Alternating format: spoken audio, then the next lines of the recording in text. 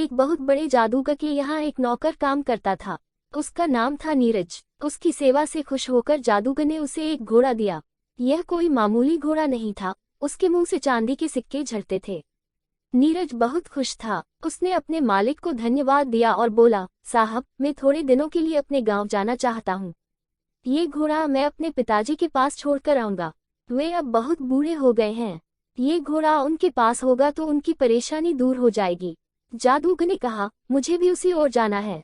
चलो, हम दोनों साथ साथ चलते हैं। घोड़े पर सवार होकर वे दोनों चल पड़े।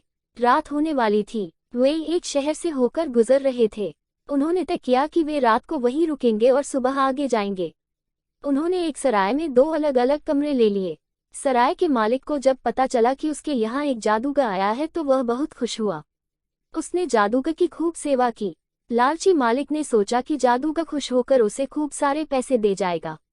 सराय के मालिक की सेवा से खुश होकर जादूगर ने उसे भी एक घोड़ा दिया, बिल्कुल वैसा ही जैसा कि नीरज के पास था। सराय के मालिक को बहुत गुस्सा आया। उसने मन ही मन सोचा, कंजूस जादूगर ने दिया भी तो घोड़ा, मैं इसका क्या करूंगा। लेकिन उसने जादूगर से कुछ नहीं कहा। सुबह को जब वे जाने लगे तो नीरज के पास सराय के मालिक को देने के लिए पैसे थोड़े कम पड़ गए। उसने सराय के मालिक से कहा, 1 मिनट ठहरिए, मैं अभी आता हूँ। ऐसा कहकर वह सराय के बाहर बने अस्तबल में पहुंचा। वहीं पर उसका घोड़ा बंधा हुआ था। उसने घोड़े के मुंह से थोड़े से चांदी के सिक्के निकाले और वापस आ गया। सराय का मालिक नीरज का पीछा कर रहा था। उसने जब जादुई घोड़े को देखा तो उसे लालच आ गया।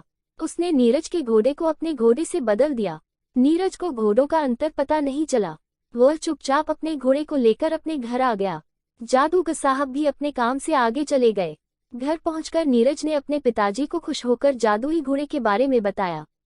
फिर उनसे बोला, आब्राकादाब्रा, लेकिन घोड़े के मुंह से चांदी का सिक्के नहीं निकले। नीरज को बेहद आश्चर्य हुआ क्योंकि घोड़े के मुंह से चांदी की जगह सोने के सिक्के गिरने लगे। नीरज समझ नहीं पा रहा था कि यह सब कैसे हुआ। असल में जो घोड़ा जादूगर ने सराय के मालिक को दिया था वह भी एक जादुई घोड़ा था, लेकिन अपने लालच के कारण वह ये बात समझ ही नहीं पाया।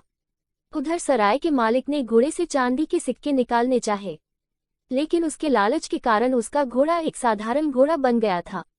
सराय का मालिक चोरी करके भी पछताता ही रह गया। दूसरी ओर नीरज और उसके पिता अपने नए घोड़े के साथ खुश थे।